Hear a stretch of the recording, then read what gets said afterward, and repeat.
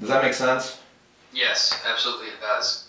So I want to try and capture a picture of what that process looks like for you. I know that you've told me that you set yearly goals, you set monthly goals, weekly and daily goals, which is pretty granular when it comes down to it.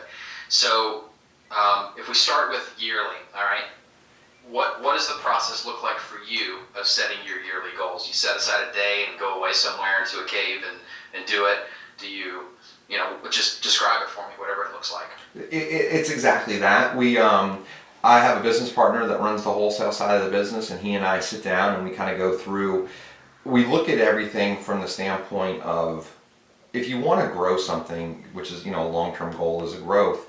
You kind of have to have a roadmap in multiple areas. So we look at it from a staffing perspective. We look at all the different things that we have in place. So what we look at is where are we now, and if we get to these new benchmarks, what do we need to put in place?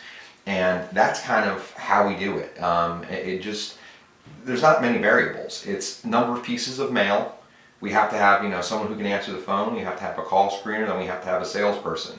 And we think with every 15,000 mail pieces, it's a new salesperson. So that's kind of how we look at it, and that's how we break it down.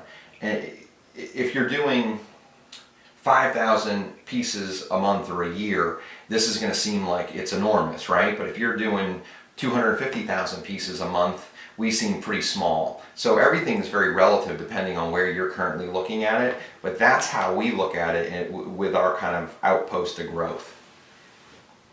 Okay, and that process typically takes you what, a day, a week, what? It takes about a day to actually physically lay it out, but being involved in your business every single day is going to let you know if this is realistic or if this is kind of pie in the sky, because you're going to know where you currently stand. What I would say is this with goal setting and with anything, it's the hardest movements are not, basically the difference between good and great is measured in millimeters and not miles. And what I mean by that is it's usually small tweaks that are going to make really big differences.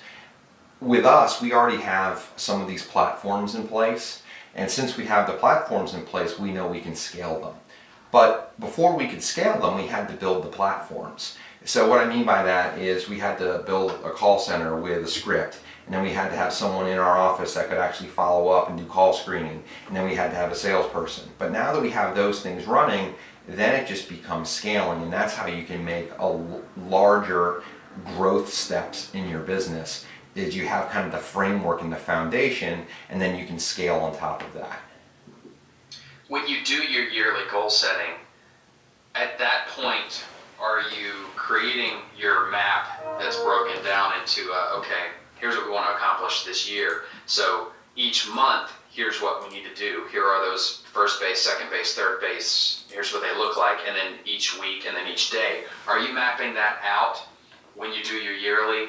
Or are you kind of picking all of your end result goals and then mapping it out more specifically on a monthly or a weekly or a daily basis? What we do is we look at what we think our framework will allow us and what we can get on a particular month. So I'll give you a great example. For the month of January, we think we can close 5 wholesale deals. The month of February, we think we can close 6, and the month of March, we think we can close 10.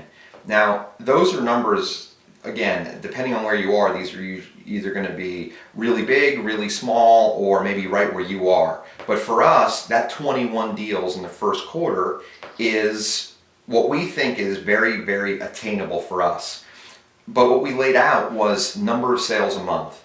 And then we went to the next step, which is number of pieces that have to go out every month. So it basically in the first quarter to get 21 deals closed, we know we needed to get 5 deals in January, which is going to require 10,000 mail pieces, which if you break it down into a granular level, that's going to be roughly 2,500 mail pieces hitting every week, and that's going to be about 1 sale a week.